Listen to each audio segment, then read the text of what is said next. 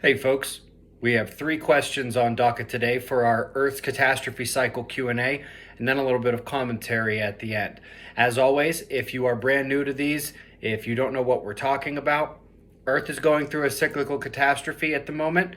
We are about 25% of the way through it. We are accelerating in the process.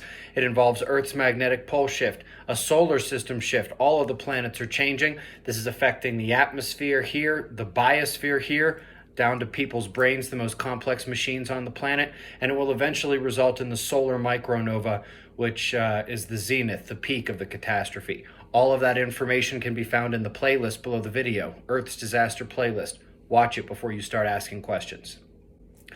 Diving right into it, here's a question. If we have this cyclical catastrophe on the planet, why do we have such diversity of species on the planet today? This comes with a bit of misunderstanding from people about how bad it really is. And we've gone over this several times, but we'll do it again. Did you know that it is estimated that there are 8.7 million species on this planet right now? During these catastrophes, a handful to a few dozen disappear.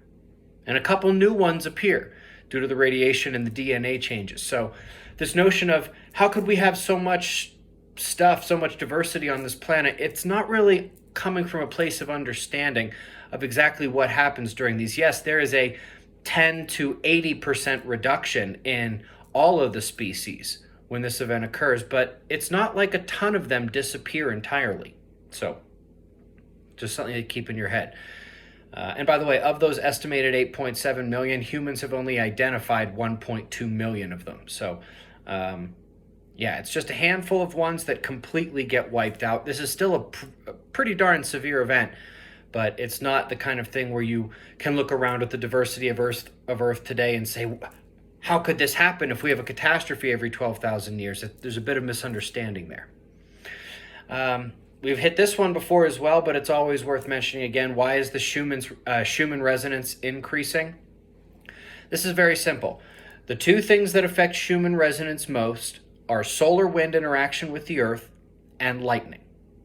With Earth's magnetic field weakening, the solar wind is able to have a greater impact on the Earth. We've been talking about this in several ways. It's why the ionosphere is being changed. It's why the atmosphere is being changed. It's one of the things that's allowing the electromagnetic conditions of the planet to change. And so that solar wind having a greater influence over the Earth, a greater impact on the Earth, is one of the reasons why the Schumann resonance is changing. And also, as Earth's magnetic field weakens, the other thing that it allows in is galactic cosmic rays, which are directly tied to lightning. All you have to do is an internet search for cosmic rays lightning, and you're going to see that this is a very well documented correlation. And so Earth's weakening field during the pole shift, more cosmic rays, more lightning, higher Schumann resonance. And so the two primary things that actually affect the Schumann resonance are being amplified both by the same thing, Earth's changing magnetic field. Here's a good question. Does the solar micronova happen at the sunspot maximum or sunspot minimum? Veterans, call it out if you got it. Smile if you know the answer. It is at sunspot minimum. Sunspot maximum would absolutely preclude and prevent the possibility of a shell accumulation. That material either gets blasted away in solar flares or it gets integrated down into the lower layers through the magnetic arches and sunspots. A solar micronova will happen at a deep, deep solar minimum. And just so happens that is what we are expecting in the coming decades. Now, a little bit of commentary here. This shirt I'm wearing, not only is it one of the coolest shirts I own, but it's directly related to something I might even go as far as to say was a quasi-failure in my ability to fully communicate something the other day. You might remember we had a question, Ben, what was your aha moment in this whole disaster cycle? And I told you I couldn't pick one. There was no smoking gun. It was a lot of little smoking guns. And when you stepped back and you took an interdisciplinary look at everything, the picture finally came together in a pretty fantastic way. Somebody posted this documentary on my Twitter page the other day, and I finally got a chance to watch it yesterday. And Two things. One, it didn't say anything I didn't already know or hadn't heard of. But two, I hadn't seen the dots connected in such a way before.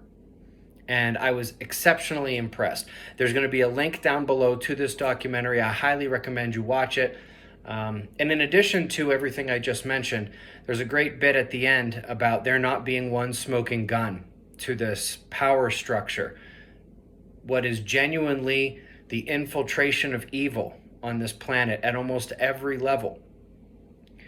There's lots of little smoking guns, and this cannot be shown, this cannot be taught. This has to be self-learned.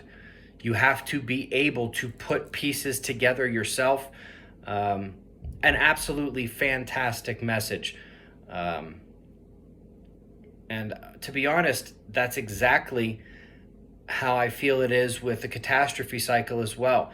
There's no one thing you can look to. You have to understand the cycles in history. You have to understand all of the evidence going back and saying, okay, well, what could have done this over and over again? Not just that it happens over and over again on a cycle, but what is the evidence telling us about what's happening and what's causing it? Then you have to look at the Earth and what's happening right now. You have to look around the solar system and what's happening right now in interplanetary space with the dust, the neutrals, the interstellar pickup ions. You have to look at what's happening with the sun's coronal chemistry. You have to look at what's happening with the sun's magnetic fields. You have to look at all of these things, even the nearby stars, as we look towards the galactic center and see them going boom, boom, boom, and the sun is next. Noah was a conspiracy theorist until it rained. There is this exceptionally challenging element to having the eyes to see, and it requires a bit more than a passive interaction with the material and information. Same thing that goes for the catastrophe cycle also goes for the evil in the world. Check out that documentary. Really fantastic one. Anyway, thanks for watching. I'll see you in the morning for the daily show. Be safe, everyone.